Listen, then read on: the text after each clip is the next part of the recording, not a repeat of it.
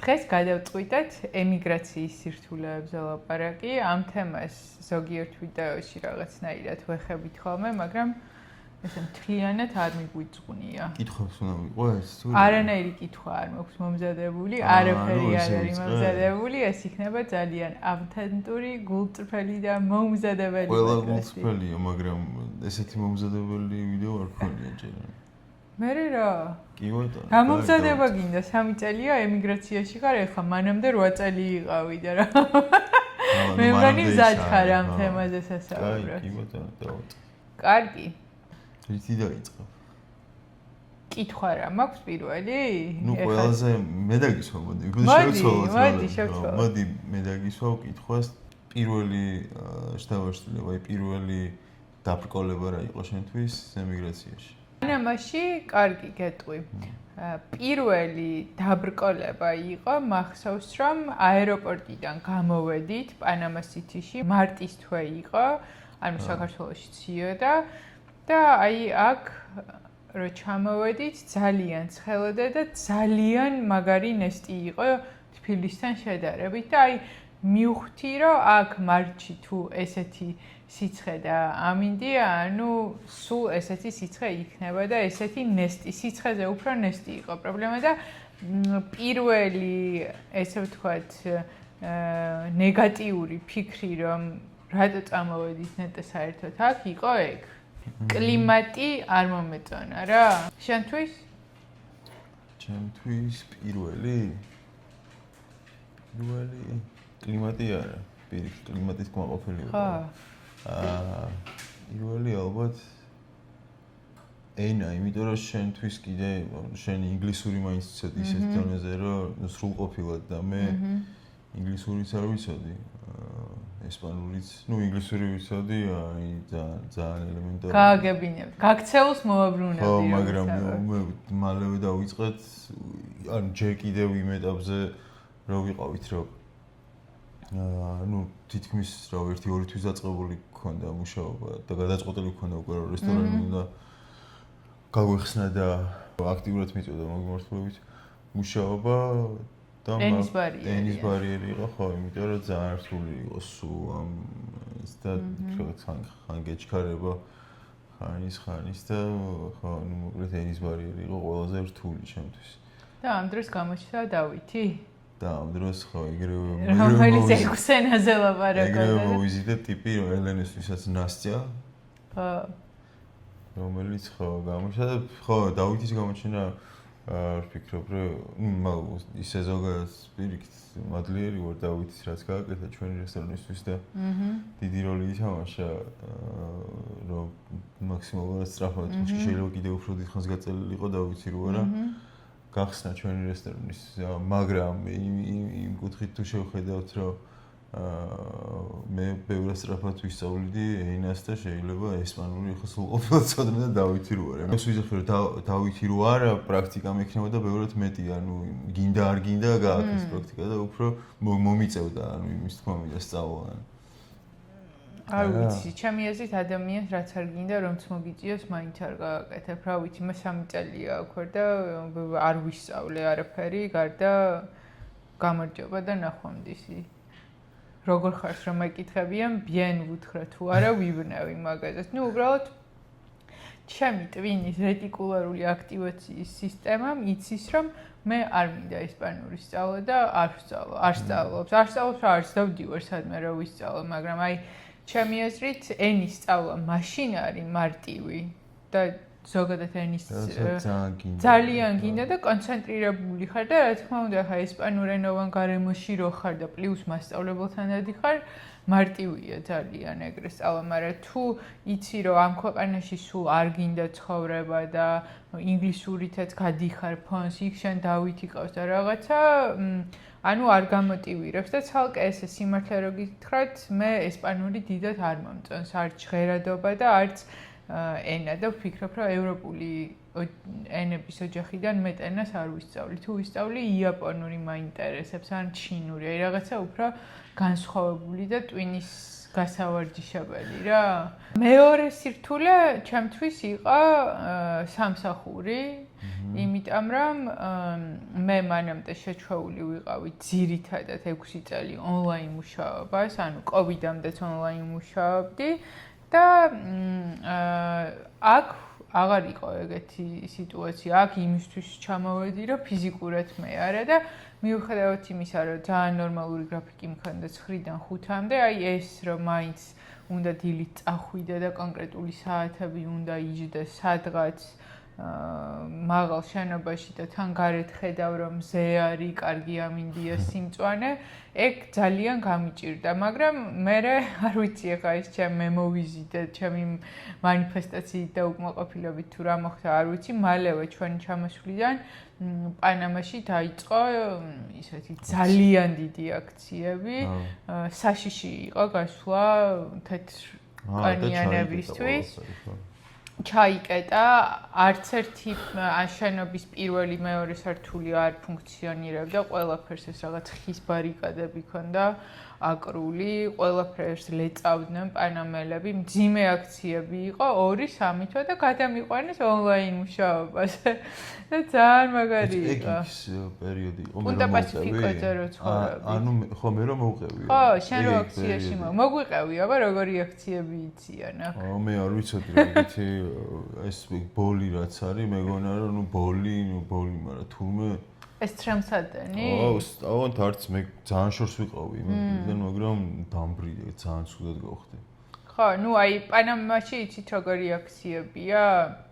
თუ ხალხი რაღაცას აპროტესტებს, ანადგურებს მთელ ქალაქს იმისთვის, რომ მიაღწიონ მიზანს და მიაღწიეს მაშინაც ძალიან დიდ საკითხზე იყო ბრძოლა სახელმწიფოსა და ხალხს შორის და ხალხმა გაიმარჯვა, იმიტომ რომ შეეშინდა ძალიან ხელისუფლებას. ხო, არა, ეგეთი აგრესიული აქციები არ მინახავს. მე მეგონა რომ ჩვენთანაც ძალიან ისე ჩვენთან საერთოდ არ არის აგრესიული ამის ფონზე. საერთოდ და იცის რა შვებიან კიდე აი ხო არის რომ ვიღაც გამოსვლას ვერ ახერხებს, მაგალითად ბავშვს აძინებს ან რაღაც ჯამები, ანუ ფანჯრებს აღებს, კორპუსებში ფანჯრებს აღებენ და ჯამებს ურტყამენ კოვზებს და მთელი ქალაქი არის ამ რკინის აქცია არის, ხო, რა თუ გარეთ ვერ გამოდიხარ, ვალდებული ხარ რომ ურტყა, ანუ ხო, თან აი აქ კიდე წინასწარ კი არ აფრთხილებენ, რომ აქ გადავკეტავთ, სადაც უნდა მივლენ, დადგებიან და იკეტება და მოკლედ ძალიან აწუხებენ რა ხალხსაც და ხელისუფლებასაც და შედეგი მიიღეს, მაგრამ მე მეშინოდა მაგ პერიოდში აქ ყოფნა რა თან ერთხელ ჩვენი სახლიდან კოფეში მივდიოდი და გამიჩერეს მანქანა პანამელებმა და გრინგო გაეთრიაო, რაღაც ესეთი მითხრეს, მაგრამ პუნტა პასიფიკოზე ვიყავით, დაცული უბანია და სწრაფათვე წავიდნენ, სულ პოლიცია დგას, მაშინ უფრო ბევრი იყო კიდე აქციების დროს, მაგრამ მივხვდი, რომ როცა ხალხი ღიზიანდება, უკვე არც ის ტურისტი აღარ მოწონს. არც ის ჩამოსული. მაგრამ მე დაიწყეს იმის გაპროტესტება, რომ სამუშაო ადგილები აღარ იყო რა კაცები არის. ჯერ ანუ რას საპროტესტებენ? კომპანიის დახურვას ითხოვდნენ, მოკლედ და არ უნდათ რომ ეს კანადური კომპანია მაღაროებიყო. ხო, მაღაროების კომპანიაში რო ქვია პანამაში, მაგრამ მაგ კომპანიას ასევე ყავდა ძალიან ბევრი ადგილობრივი დასაქმებული, ძალიან ბევრი და ნუ ბევრი დარჩა სამსახურის გარეშე და ეგეც არ მოეწონათ, მე ისინი აპროტესტებდნენ იმას, რომ სამსახური არ აქვს. სულ არის აქ ისე პროტესტები და ამას უკვე რაღაცნაირად ჩავაგვეთ, მაგრამ ეგეთი მასიური დიდი ხანი თვითონ არც ახსოვდათ, როდის იყო. ეს რაღაცებზე ვაპარაკოთ, რაც აი დაუშვათ ადამიანი, რომელიც ფიქრობს ჩამოსვლას ან პანამაში, ან კოლუმბიაში, ან კოსტა-რიკაში და ხო, რა, ანუ პირველ რიგში მინდა გითხრათ, რომ მე რომ ცოდნოდა, რომ არსებობს ესეთი ქვეყანა და ესეთი ქვეყნები კოსტა-რიკა, კოლუმბია დაახლოებით, რავი, 24 წლის ასაკში 20 წლის ნებისმიერი ახალგაზრდობის ასაკში უეჭველი წამოვიდოდი, აი მილიარდი % წამოვიდოდი და ვიცხოვრებდი აქ და ხო, ნუ ძალიან კარგი. ნუ ახალგაზრდისთვის მარტივია ცხოვრება აქ, რათან რა, ანუ ეს ქვეყანა არ გსტრესავს, რომ ისეთი მანქანა ყავდეს, ესე გეცვას, ის ტელეფონი, iPhone-ი, მე მგონი მთელ ქვეყანაში მეგუგას და პრეზიდენტს აქვს. ანუ იმის თქმა მინდა, რომ ანუ აქ ამ ქვეყანაში აქ არ არის ეგეთი აქ არ არის და ეგრევე შენ თვითონვე მალევე თავისუფლდები ხო ამ ყველაფრისგან და შიშულდები ანუ ხო, შენ თავთან მარტო რჩები რაღაც და საზოგადოების სტრესი, თუ რა ქვია, წნეხი არ გაქვს, რომ ეს ისექნა, იქ იცხოვრო, არ იცხოვრო. ჩამოსულები ვინც არიან და სხვათა შორის ძალიანაც მატერიალურად შეძლებულები, პანამას სიტიში თითქმის არავინ არ ცხოვრობს. ყველა სოფელში მიდის საცხოვრებლად სანაპიროზე, ანუ იმის თქმა მინდა, რომ პანამაში არ უნდა ეძებო რაღაცა ლაქშერი ცხოვრება და ეგეთი კი თვითონ პანამასტი პოზიციონირებს ვითომ ლათინური ამერიკის დუბაი, მაგრამ დუბაი თუ გინდა უნდა წახვიდე დუბაიში, მაიამი თუ გინდა უნდა წახვიდე მაიამიში და ანუ აქ არც გზები არ არის იმისთვის რომ ფერარითია რომ დაინგრევა ეგ ფერარი და არც სიტუაციები რომ შანელი ჩაიცვა რა. აი ყველაზე კაი პონტი არის მულტიპლაზას მოლში რომ არ ვიცი ჩაიცვა და ახვიდე, მაგრამ აი მოლში რატომ უნდა დაიხარჯო და ნუ იქი რა. არა ფულს დახარჯო თუ არა ფულს დახარჯო, მაგრამ ჩვენ ხო ვლაპარაკობთ რომ ახალგაზრდებისთვის არის ძალიან კარგი ადგილი თავისთავად საყოვნელად და საცხოვრებლად და რატო? იმიტომ რომ აი მაგრაღაცებისგან თავისუფალი ხარ. ხო, აი მაგალითად თუ შეგიძლია აიჩიო ნებისმიერი კუნძული თუ გინდა უბრალოდ რა ის იტივტივო და რაღაც ლამაზი პალმები, წყნარი კარიბის ზღვა და ანუ აირჩევ მაგალითად ბოკას დელ ტოროს ან სამბლასთან რომელი კუნძულები კიდე? რავი, შუკუნძულია პანამის ირგვლივ. და ხო, რა. ხო, მაგრამ აი მე რას გკითხავ, ვიცი? აი ახალგაზრდას რო ურჩევ რომ აქ ჩამოვიდეს, იმიტომ რომ კაია. რითი უნდა ირჩინოს რავი აქ რო ჩამოვა? ანუ უკვე უნდა ქონდეს რამე შემოსავალი ონლაინ სიტუაცია. ონლაინ შემოსავალი თუ გაქვთ, გამოფრინდით, გამოიქცეთ. შეიძლება რომ არ ქონდეს და იმუშაო სანაპიროზე ახალგაზრდას, ანუ შეიძლება რაღაც ისეთ ან თუ ისეთი ახალგაზრდა ხარ, რომელსაც ფიზიკურად შრომა შეგიძლია იყო მიმტანი მაგალითად შეგიძლია თუ გაინტერესებს იყო ინსტრუქტორი მაგალითად ან სკეიტბორდი თუ გიყვარს აქ ხო სერფინგი და სკეიტბორდი ძალიან ან თუ ხო რა თუ კარგად სკეიტზე იცი მაგ შემთხვევაში უფრო გიმარტივდება და ვარჯიშები ძალიან ბევრია და ნუ მე ავტომატურად მარტივად შეიძლება რომ გახდე სერფინგის ინსტრუქტორიც. ანუ ესე ვთქვათ ლოკალურ პატარა ბიზნესებზე იმუშავა. რა თუ ხარ DJ მაგალითად, სულ დამწყები DJ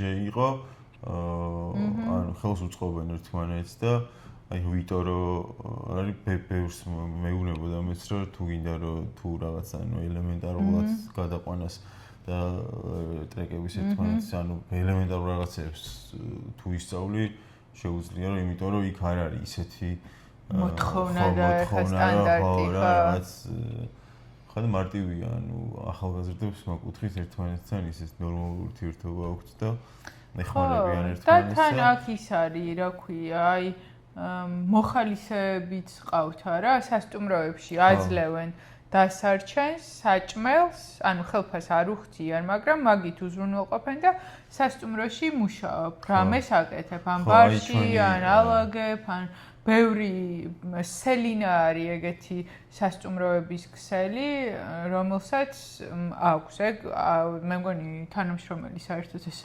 ხელფასით არ ყავს.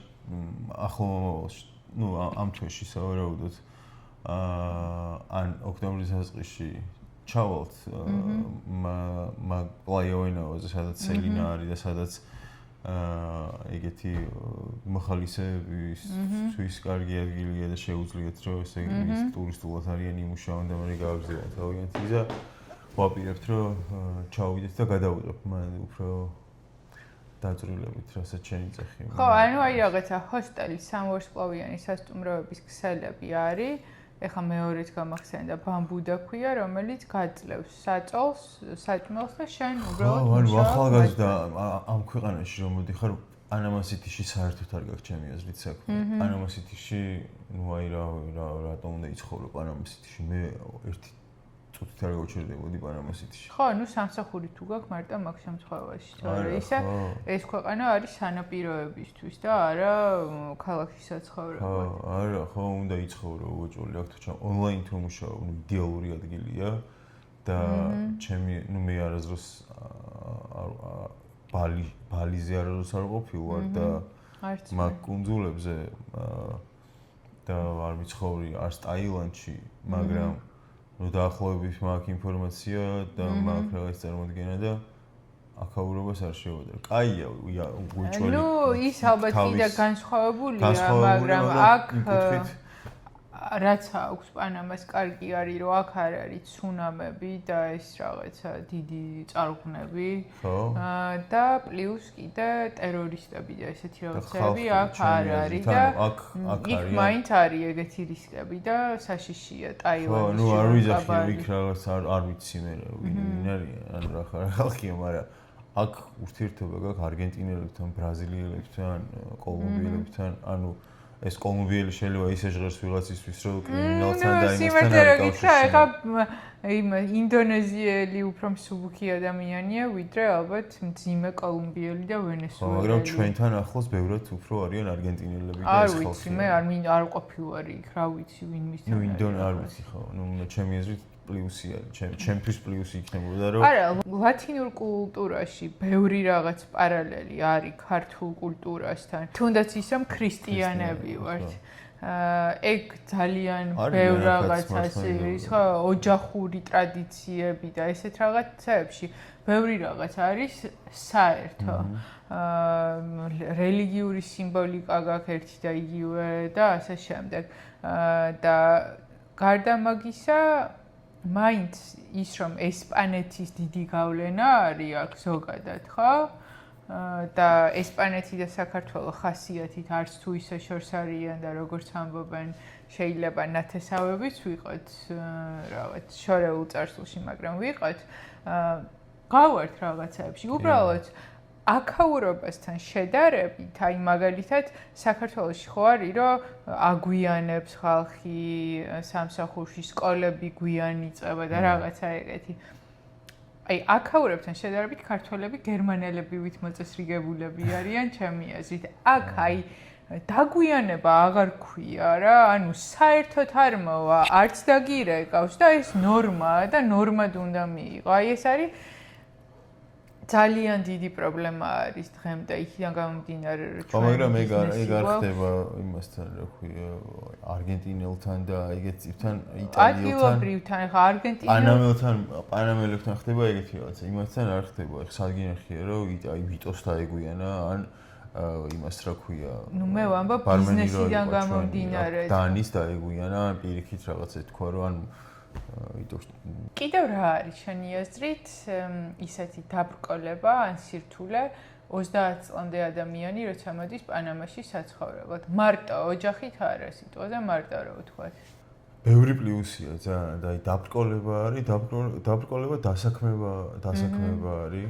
ენა უეჭველი უნდა იცოდეს რთულია ხო მაგრამ ხო თუ იცი ორივე ენა ესპანურიც და ინგლისურიც ბევრად უფრო წინ ხარ. ხო, დიდი არჩევანი გაქვს. აბა მოსახლეობის 1%-ში შეხვალთ, რომ ორი ენა იცოდე. ძალიან დიდი არჩევანი გექნება, რომ თან თუ вообще რაღაც ისეთ მიმართულებით გამოცდილება გაქვს და გაქვს რაღაც ბაზა ბევრად უფრო ხო, ენა თუ არის რთულია, თუ ინგლისურიც იცი და ესპანურიც პანამა მიაქვს საერთაშორისო კომპანიებს, ბანკები, საკონსულტაციო, აი ამერიკაში რა ბიზნესიც არის, ყველას აქვს თავისი ოფისი აქ. აი და მარტივად იქ. ძალიან მაგარი ბაზარია დასაქმების ხელფასი დოლარშია და აი აქ $10,000 სამსახური საშუალო რგოლის მენეჯერისთვის ნორმალური ხელფასი არ ითვლება, რომ აუ ეს რას მიაღწია ცხოვრებაში. პანამის არხში ვინც მუშაობს თითქმის ყველას ხელფასი იწყება მაქედან. ანუ გემის გამცილებლის და ძალიან ბევრი მაღალანაზღაურებადი სამსახურია და მაგ მხრივ მაგარია ორიანა თუ იცით ძალიან კარგი ადგილია სამსახურის საპოვნელად. ვინც ჩამოხვალთ და ქუჩაში ივლით, აქ კამერები არ არის.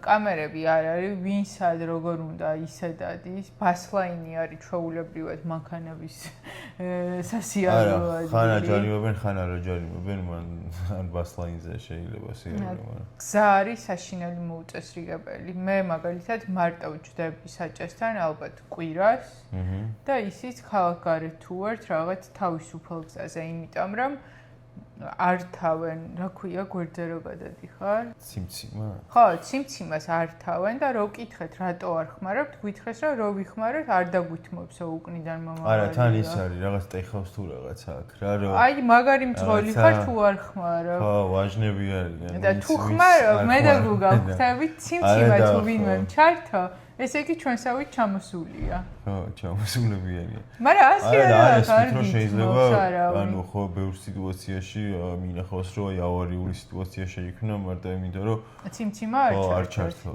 და ზოგადად საცობებით იმიტომ მე რომ ან დრო ხო იკარგება მაგაში ან ეგ არის მით და ყვითელი ტაქსისტები არიან ცალკე ყვითელი ტაქსი მარტო ყვითელი ტაქსი არ უნდა იაროს ყვითელი ტაქსით უბერი და ინდრაივი არა ეგრე არა მულტიპლაზაში მაგალითად გამოდიხარ ისეთი ყვითელი ტაქსია ეგ კერძო არის და ხო მაგრამ ყვითელი ტაქსია ყვითელი ტაქსი არის ყვითელი ტაქსები აი ყვითელი ტაქსი ესე გადახრილი რო არის ორ ბორბალზე რო დადის აი გარჩევთ მან ხო აი ძველი Nissan რა ქვია იმის არ ვიცი მაგრამ ძველი რა და რაღაც ხო ანუ ეგეთი ძველი მანქანა Toyota-ებით დადიან და არიან ხო რა ყველაფერს ყიდიან საერთოდ ყვითელი ტაქსები რაც არ უნდა დაგჭირდეს ოღონდ ნებისმიერი ყვითელი ტაქსი მით უმეტეს თუ ძველ ქალაქთან გააჩერე ტურისტი ხარ და ესე ხო რა ნებისმიერ რაღაც შეგიძლია რომ არ არის უსაფრთხო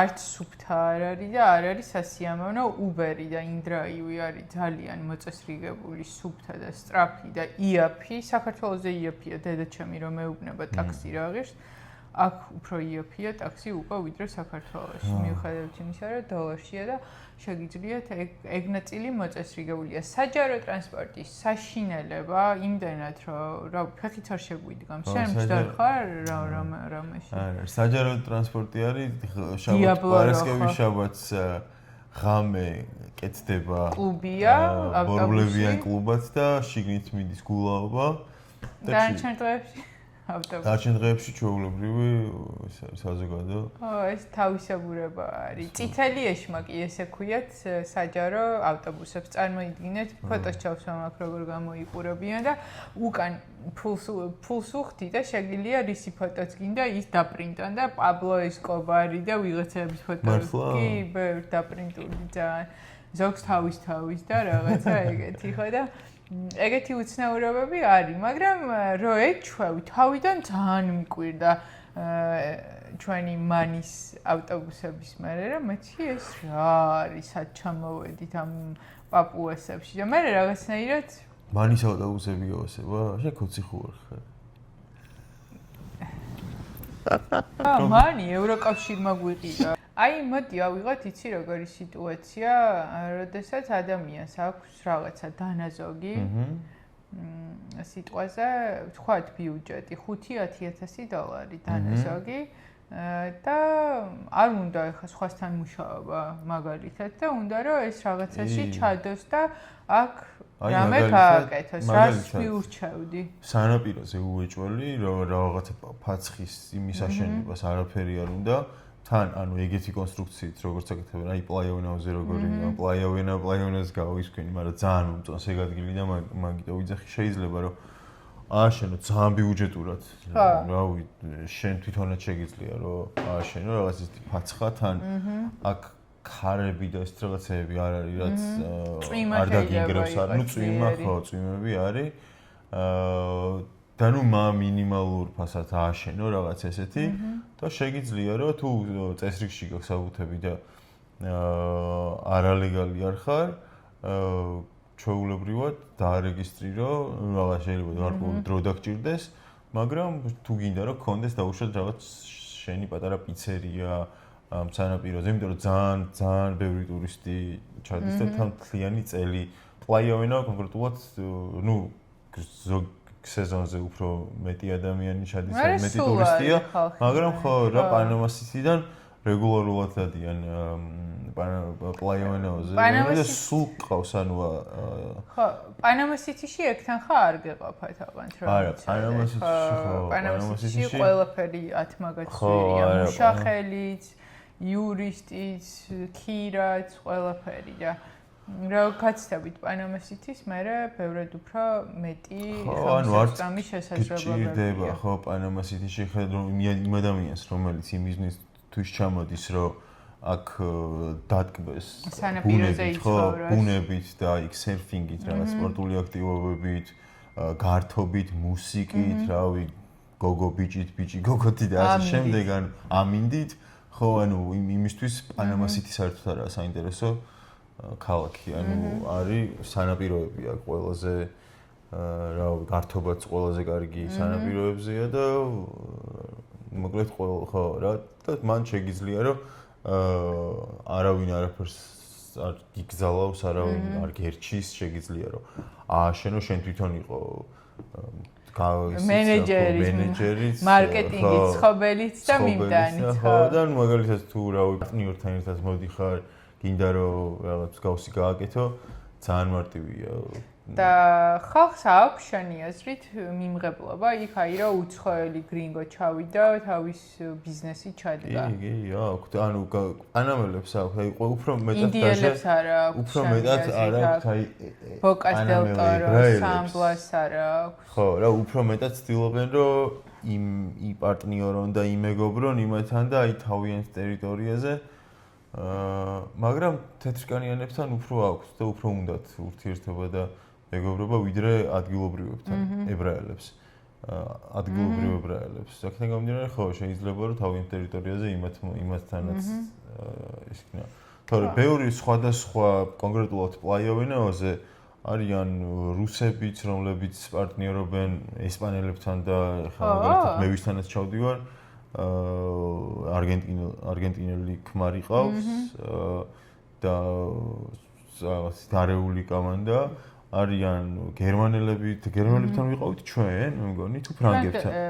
პირველად გერმანელებთან. გერმანელებთან ვიყავით, სადაც ანუ ეგეც ძალიან კარგი ეგ ყველაზე კაი არის მაგრამ. კარგია, მაგრამ ძვირი იყო, ხო.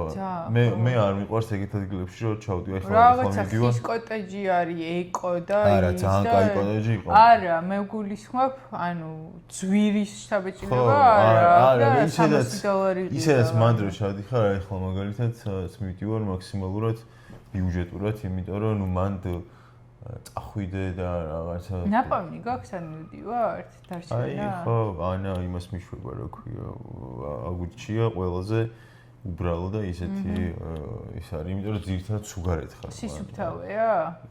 ელენესთვის კი, რა თქმა უნდა. მადლობა. ვისაც ეს ფორმატი მოგწონს, დაგვიწერეთ თქვენი იდეები, რა თემებზე გინდათ რომ ჩავწეროთ ეპიზოდები და ან კითხვები, იდეები თუ არ გაქვთ, ზოგადად რა გაინტერესებთ და ვეცდებით რომ პასუხი გავცეთ. კიდევ ერთ სირთულეს ვიტყვი გურმანებისთვის, რომელიც მე და გუგამ გადავჭერით ქართველებისთვის. რა თქმა უნდა, აქ რომ ჩამოვედით, ძალიან გვენატრებოდა ქართული საჭმელი, ან ქართულთან მიმსგავსებული რამე საჭმელი და გემრიელი საჭმელის დეფიციტია. რა ხა პიცა და ბურგერი შეიძლება, მაგრამ იტალიურში ამერიკული რაღაცები. ანუ აი არ იტალიურში რა გინდა იტალიურში? საქართველოში ბევრად გემრიელია, იტალიაზე რო არაფერი ვთქვათ. რომელი რესტორანები იტალიური საქართველოში? არის პიცერიების მეტი რა არის. და მე საქართველოში რო პიცები ეგენი მირჩევნია აქაურს ყველას. პიცა რაღაც ერთ-იგივენაირად აკეთებენ. არა, ერთ-იგივენაირად აკეთებენ თუ არ არის, აი მაგალითად გონია რომ კარგ დაწესებულებაში შედიხარ და მოგიტანენ დებილობას რა, აი. ხო, მაიტოში როგორც. ხო, მაიტოში როგორც. აი, გაფორმებული იქნება რა. ძალიან ძვირი ეღირება და რაღაცა უჭუპუჭუ ბუმბული და რაღაცა და აი გიგონება რომ ეხლა რომ გენანება რომ შეჭამა და რომ შეჭამ იფურთხები. ხო, ეს საშინელება და ჩვენ ხოდა მოკლედ გადავჭერით ეგ პრობლემა აღარ გექნებათ ლამ რო შეივლით ყველა ჩვენი კლიენტები იქნებით ფასდაკლებასაც გაგიკეთებთ რითით შევჭრებთ დაგაკვალიანებთ და აუ თქვენ თუ აქ გადმოხვალთ საცხოვრებლად დაჟე შეიძლება დაგასაქმოთ ხო? კი, შეგვიძლია რა დავასაქმოთ, იმიტომ რომ ვასაქმებთ 9 პანამელს და გვაქვს მაგის უფლება რომ დავასაქმოთ და იცოდი, ეხლა მომივიდა მეილზე 1,200,000 ადამიანმა ჩაწერა პანამაში ქართული რესტორანი, მას შემდეგ რაც გავხსენით, ეგ რეპორტი მოდის. მართლა? ხო, ანუ ნუ რა თქმა უნდა, ყველა პანამელი არ იყო ჩამოსული, მაგრამ 1,200,000-მა იუზერმა დასერჩა ჩვენი რესტორანი. ანუ მინიმუმ ამდენმა ადამიანმა იცის ქართული კულტურის და სამზარეულოს შესახებ. და ღვინის შესახებაც, იმიტომ რომ რა თქმა უნდა, ყველა ჩვენმა სტუმარმა იცის საქართველოს და ღვინის კავშირი ერთმანეთთან. ღვინო არ გვაქვს. ხო, ესეც პანამური სირთულე, ვინმეს თუ რამის შემოტანა გინდათ, ხშირად მოუწერიათ ჩვენთვის, რომ აი სუნელები, ქართული ჩაი, მართლა იმუშავებს ყველაფერი, იმიტომ რომ პანამა არის საერთაშორისო ქვეყანა რა, მას არ აქვს კაფიოთ გამოხატული თვით იდენტობა, რომ აი მე იმდენად მაგარი სამზარეულო მაქვს, რომ შენსაც არ შევჭამ. არც ასმელი აქვს, ნუ ლუდი აქვს ერთადერთი, რომელსაც თავისას აკეთებენ, მაგრამ ლუდი აქვს და ყავაც აქვს, მაგრამ თან ძალიან მაგარი. კოლუმბიურიც არის და იტალიურიც არის და ანუ ყველა ქვეყნის სამზარეულოს შეხვდებით აქ რა, აი ისე კი არ არის თან რომ ჩვენთან რო არის ჩინური. აქ არის ჩინური იმ რეგიონიდან, ჩინური ამ რეგიონიდან ისეთი, ვერ გაიგებ ქათმის რაღაც ფეხი დამჟავებული და რაღაც. მაგრამ რის თქმა უნდა რომ მიმღებლობა უცხოსი არის ძალიან მაღალი და პირიქით ჩვენ რა გვეგონა რომ ხალხი შეიძლება იმიტომ არ მოვიდეს რესტორანში რომ არიციან რა არის ქართული. ესენი პირიქით მოდიან, რო არიციან, აინტერესებთ რა არის. ხო და მაგიტო კი ძალიან მაგარია რომ ქართული პროდუქტი აქ შემოვიდეს და ქართული ბრენდები, მაგრამ ნუ გუგამ ჩემზე კარგად იცის შემოტანა რამის რა ვადა არის, როგორ შეიძლება გადაგაგდონ. ანუ თან ხო, ნუ ერთია როცა აი კონკრეტულად მაგ საქმეზე იწყებ მუშაობას და სხვა არ გაქვს ანუ პრიორიტეტი და შენ თუ პარალელურად მაგალითად რესტორანში თან შენი ეს საქმეები უნდა გვაროს თან მოკლედ ან უნდა ფოკუსირდე და მაქსიმალურად კონცენტრირდე იმ კონკრეტულ საქმეზე და ყოველდღიურად უნდა იმუშაო იმაზე და კი შემოიტან თუ პარტნიორი ყავს და თან ვიღაცასთან ერთად გეთებ მით უმეტეს ბევრად მარტივია და ბევრად სწრაფად მოაგვარებ და რაღაც გადაანაწილებს და ისედაც ანუ სადრო მარტო აკეთებ რაღაცას და სადრო პარტნიორთან ერთად ბევრად უფრო სწრაფად და მარტივად მაგრამ მოკლედ ნელია ეგ პროცესი და რთულია. ნელია იმიტომ რომ არ არიან პირდაპირები. და რაღაც ანუ გინდა არ გინდა ყველა პონჩი ეგრე მუშაობს რომ იწყებ მუშაობას გეუბნებიან ერთს და ანუ უკვე რომ შესული ხარ და უკვე რომ რაღაც თანხა გადახდილი დრო გაგდახარჯული უკვე ნამუშევარი გაქვს უკან იცი არ ვაღარ მეტრიალდები მე სხვა რაღაც ცები აი აი ვიღაცას გრთამი უნდა მიცევ ვიღაცას მოკლედ მე გზად კი ემატება სხვა გადასახადები და სხვა დაბრკოლებები. ხო, აქედან გამომდინარე, ჯობია რომ მაქსიმალურად კონცენტრირებული იყო თუ რაღაც ის შემოტანას აპირებ, გახსნას აპირებ, რომ რაღაც ერთი კონკრეტულზე და რა თქმა უნდა სასურველია რომ პარტნიორთან ერთად მუშაობდე. იმიტომ რომ ხო ვისაც აქვს ადგილზე კონტაქტები და გამოცდილება რა. ხო, ნუ ეგ ძალიან ყველაზე რთული ალბათ ისა. ნუ წინა თუ იმის წინა ვიდეოში ვთქვით რომ სანამ მიხვალ რომ იქამდე რომ გეყოლება ის ადამიანები და ის გუნდი რომელსაც ენდობი უგულისხმობ იურისტს თუ ნუ რა საქმეს მუშაობ ბროკერს და ამ შემდეგ სანამ მიხვალ იქამდე რომ ესე შეგიძლია რომ ენდო იმ ადამიანებს და იმიტომ რომ რეალურად ძალიან ხშირ შემთხვევაში და ნუ მაგის გარეშე არის რომ იხდი რაღაც ფულს წინასწარ და ნუ ხო აქ წინასწარ გადახრა ისე ხო რა ფულს იხდი და შეიძლება გაქრეს ის ადამიანი ანუ აქედან გამომდინარე სანამ იპოვი იმ ადამიანს რომელსაც შეგიძლია რომ ესე ენდო ხო რთულია დრო ჭირდება მოყოლაფერს და ეხლა ძალიან რეკლამასავით რო არ გამოგვივიდეს თან რა რეკლამასავით კორუფციაო და გაქრება არა გულისხმობ რომ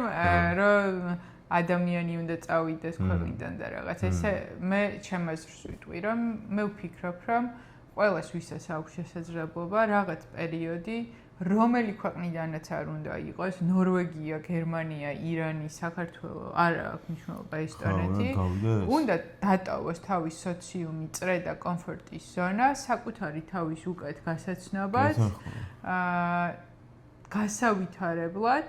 ოღონდ არ გულისხმობ რომ ამას ნახევარი საუკუნე დაუთმოს. ბევრად უფრო მალე იზრდები, თავდაჯერებული ხები, რეალურად რა არის შენი ინტერესის სფერო გაიგებ და აღმოჩენებში ხარ და როცა შენ ქვეყანაში ხარ რაღაცნაირად იხარშები შენ თავში და ვერ ახერხებ ამას. ზოგი ადამიანი ახერხებს, თუმცა ძალიან ცოტა არის ასეთი და მაგის მომენტია რომ ჩვენ კი არ მოვუწოდებთ ვინმეს რომ საქართველოდან წავიდეს და გაიქცეს. უბრალოდ თუ არის შესაძლებლობა, კარგია რომ სადმე წავიდნენ და საკუთარი თავი კარგად გაიცნან და მე ამ გამოცდილებით რა თქმა უნდა დაბრუნდნენ საქართველოში და საქართველოს და თავის წრეს მოახმარონ თავიანთი ცოდნა და გამოცდილება. ეს მინდოდა რომ აუცილებლად ყოფილიყო ამ ვიდეოში. დღეს რა ვჭამოთ? დღეს მე აჭარულში ვჭამდი, მაგრამ შენ რესტორანში? წავიდე. შენ ხო შენ პირდი რომ იმას გააკეთებდი. როგორც გებჟალიას შენ მიწვი ისეთი სტილი. ძალიან მინდა რესტორანში ჭამა დღეს რა. პრესა გეზარება სახსაჭრის გაკეთება. ეგეც არის, მაგრამ თან უნდა დავამონტაჟო, მე ის დრო წავა და რესტორანში რა შეჭამდი? ანუ remote business გამომწერების საყურადღებოდ ვიძახი, რომ რაც reverse Monday გააკეთა ჩემს მოიცადე აი აქ არის ჩემი არქი ვინც არის იცის აი აქ და გამოიწერეთ და იმდენ დროს უთმობს reverse Mondays და საერთოდ აღარ უთმობს ჩვენ მშობლიურ ეს არის ტყუილი რომ მე ამარხს არ უთმობ დროს იმიტომ რომ ამ თვეში მე ვიღებ მე ვამონტაჟებ მე ვტვირთავ ყურადღებას აღარ აქცევს მეგობრებო და ჩვენი გუნდის წევრს მემონტაჟეს კესოს გადაეწვა ლეპტოპი ეხლა ჩემი ბიძაშვილი ეძებს ლეპტოპს იმისთვის რომ გავაგრძელოთ ძველი ჟანრის გადაღება. შენ არ იყავი სათევზაოდ რომ წამიყვანე შუა ოკეანეში და აქეთი ჭექა-ქუხილი იყო და მეხები ეცემოდა. რა ვერ ეწერა რომ წელიწადში ერთ ხოლი ვინც წავიყვანა ისეთი შეშინებული იყო. წელიწადში ერთხელ პანამაში არის ქარიშხალიო და მაგ დღეს ეწერა.